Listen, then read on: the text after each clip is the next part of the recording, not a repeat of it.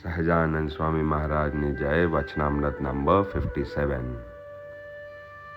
In this, Shivanand Swami asks, સત્સંગમાં રહેવાનો ખપ તો હોય પણ કોઈક અયોગ્ય સ્વભાવ છે તે કેમ ટળતો નથી? All of us seekers want to progress on this path, want to get closer to God, want to become spiritually liberated, but we have so many obstacles inside us, so many inner enemies, inner negativities. How to overcome them and why we are not able to overcome them? Why, after understanding and knowing everything that we need to know, why are we still not able to completely surrender to this path and achieve what we want to achieve spiritually? Why are we still progressing at snail's pace is the question. Shriji મહારાજ બોલ્યા, જે સ્વભાવ સત્સંગમાં અંતરાય કરતો હોય તે ઉપર જેને અભાવ ન આવે ત્યાં સુધી તેને ક્યાં સત્સંગનો પૂરો ખપ છે?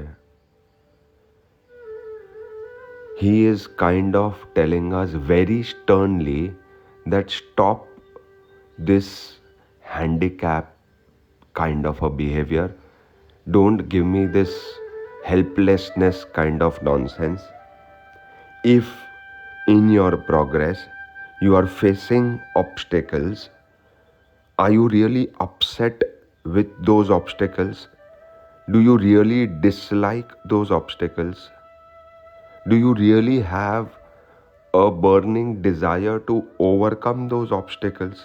Whether it be pramad, whether it be procrastination, whether it be laziness, whether it be lack of implementation, whether it be overcoming our desires for pleasures, whether it be bondages that we have with futile materialistic things, whatever be our obstacle, are we really strong-headed and strong-willed, and have we made it a mission that I don't want this antray to be inside me?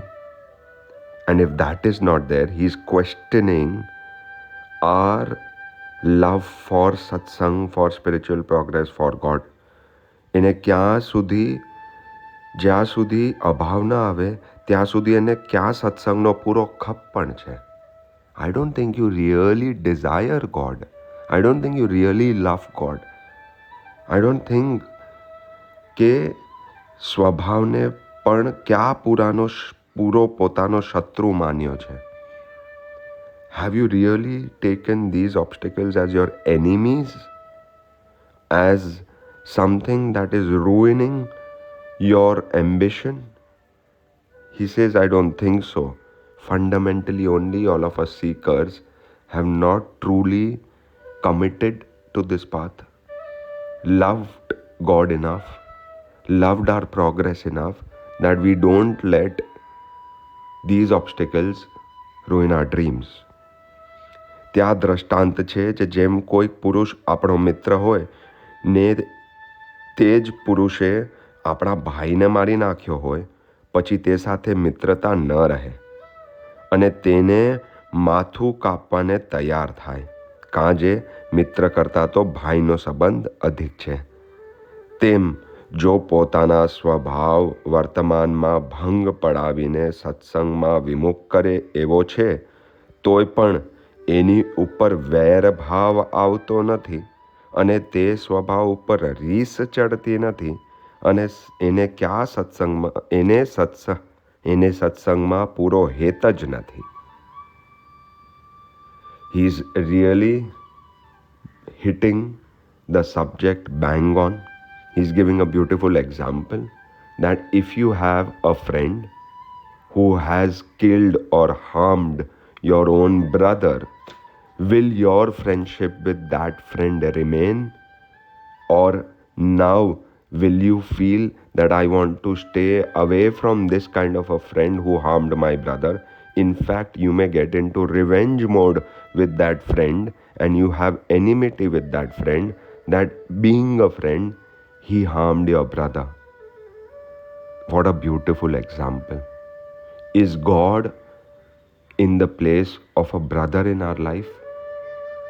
Are our inner obstacles, inner swabhavs in the place of a friend in our life who are kind of harming and ruining our progress or our relationship with our brother?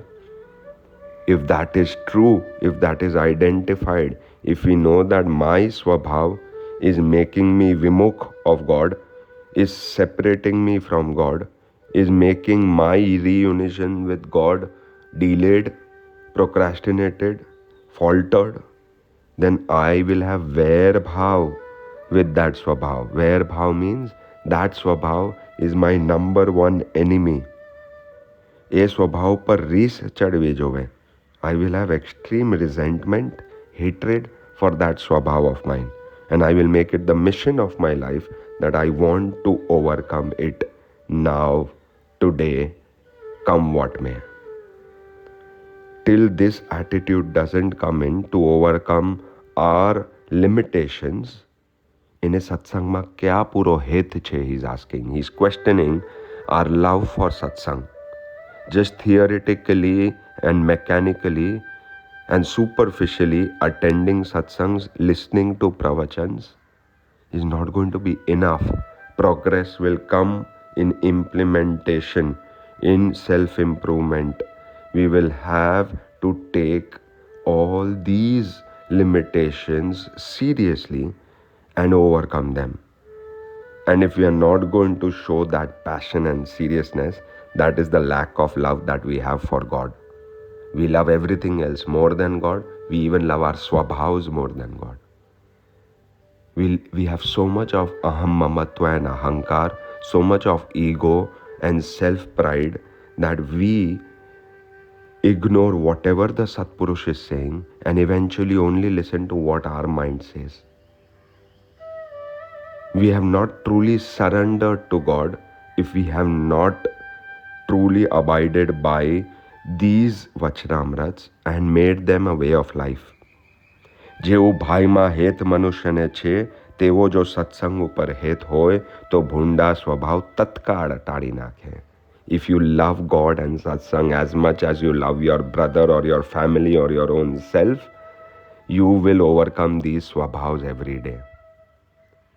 How we are erratic in our satsang implementation, purusharth, listening to Vachnamruts and doing our daily kriyas. We are so erratic, so indisciplined. Are we so indisciplined in eating food or drinking water? Someday if we are ill, we say that aaj satsang nahi hua. But when you are ill, do you forget to eat or drink? We love ourselves so much that we will not let ourselves stay hungry or thirsty for more than a few hours. But do we love God so much that we will not let spiritual hunger hit us? જીવ તો અતિ સમર્થ છે, he says.